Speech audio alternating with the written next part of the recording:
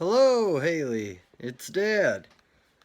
I'm very excited. Plans are locked in, and I have booked the hotel. I am coming to visit you on the 25th, so at the end of this month. And another awesome thing just happened. I ran across this book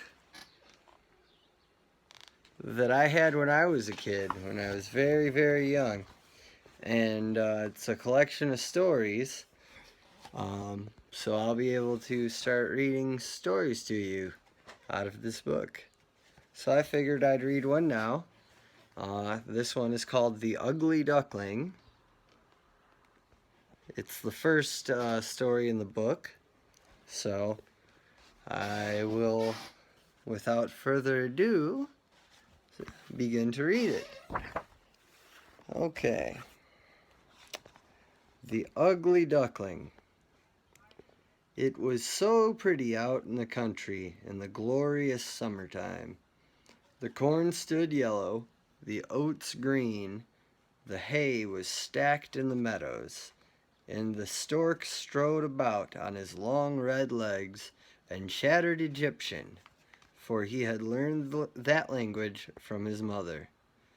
All around the fields and meadows were great forests, and in the midst of the woods deep lakes. Yes, it was truly delightful out in the country.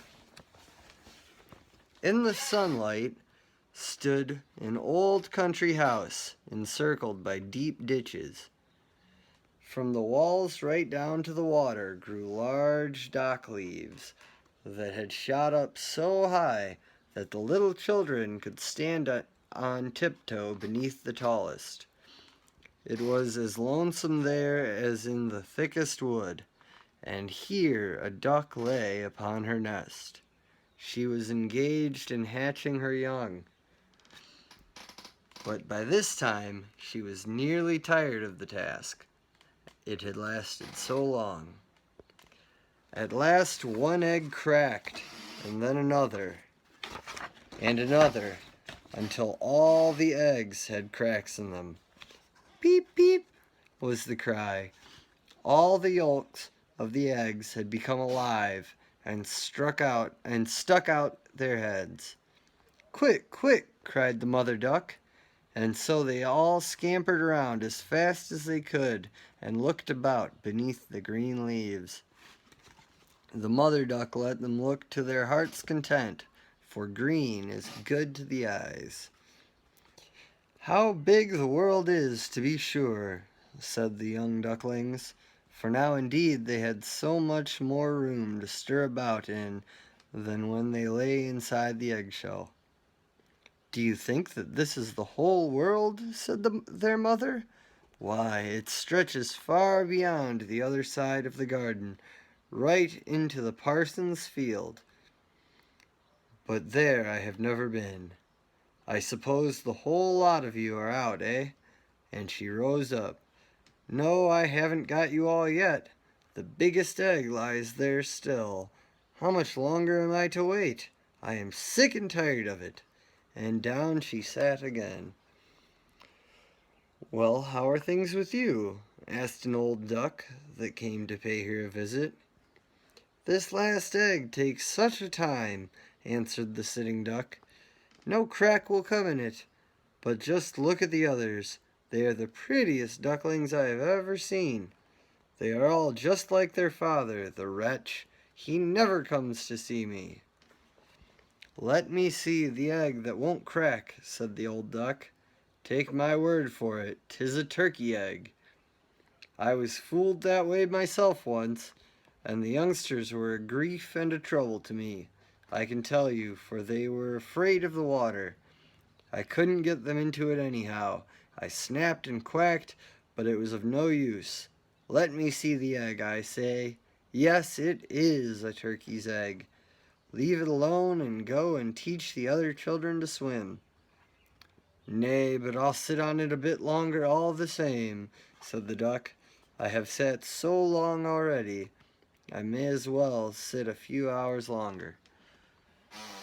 "As you like," said the old duck, and she waddled off.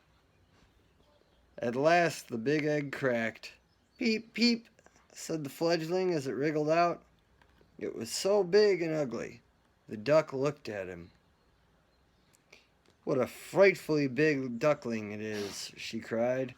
"None of the others is a bit like him. Surely it can never be a turkey chick. Well, we shall soon find out about that. Into the water he goes if I have to kick him in." Next day it was the most glorious weather. The sun shone on all the green dock leaves. The mother duck with all her family came down to the ditch. "Quick, quick," she cried, and one duckling plunged into the water after the other, and the water closed over their heads, but soon they came up again at once, and floated so prettily. Their legs went by themselves. The whole lot of them were in. Even the ugly fledgling swam along with them. "No, it is no turkey," said the mother duck. "See how nicely it uses its legs, how upright it holds itself. 'Tis my own youngster. Now, really, when you come to look closely, it's quite pretty. Quick, quick, come with me now, and I will lead you into the great world and present you to the duck yard. But always keep close to me, so that no one may tread upon you, and beware of the cat." So they came into the duck yard.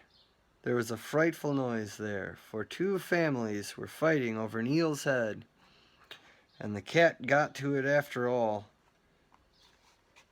"Look, that is the way of the world," said the duck mother, and licked her beak, for she would have liked the eel's head herself. "Use your legs," she said.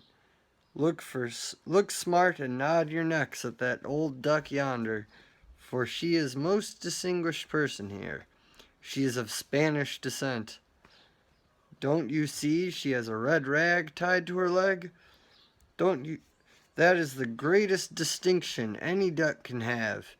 It is a sign to say they don't want to get rid of her, and men and beasts are to take note thereof. Quack, quack, don't turn your feet in. A well brought up duckling keeps his feet wide apart like father and mother. Look, so, and now thrust out your neck and say quack." They did so, but all the other ducks looked at them and said quite loudly, "Just look, now now we shall have all that mob too, as if there weren't enough of us here already. Oh fie, what a fright that duckling looks. We won't put up with him anyhow." And immediately a duck flew at the big fledgling and bit him in the neck. "Leave him alone, will you?" said the mother. "He's doing no harm." "Yes, but he is too big and strange," said the duck who had bitten him, "and so it is only fair that he must be snubbed." "You have pretty children, mother," said the old duck with the rag around her leg. "They are all pretty except one, who hasn't turned out well at all. I wish you could make him over again." "Impossible, your grace," said the mother of the ducklings. "He is not pretty, but he has a good disposition and swims as nicely as any of the others. I may even say a bit better. I fancy he will grow prettier, or perhaps somewhat smaller in time. He has lain too long in the egg, and therefore he has not got the proper shape." Then she trimmed the ruffled feathers of his neck with her beak, and smoothed down the rest of his person. "Besides, he is a drake," she said, "and so it doesn't matter much. I think he'll be strong enough to fight his way along." "The other ducklings are very nice," said the old duck. "Pray make yourself quite at home, and if you find an eel's head, you may bring it to me." And so the family made themselves comfortable. But the poor duckling, who had come out of the egg last of all, and looked so ugly, was bitten, pushed about, and made fun of, both by the ducks and the hens. And I'm going to pause this, and this will be continued in the next video, as I am worried about the upload, the size of the video. So, to be continued in the next video. I hope you are all doing well. Listen to your mother, and treat your family with respect. I love you, and I will see you soon.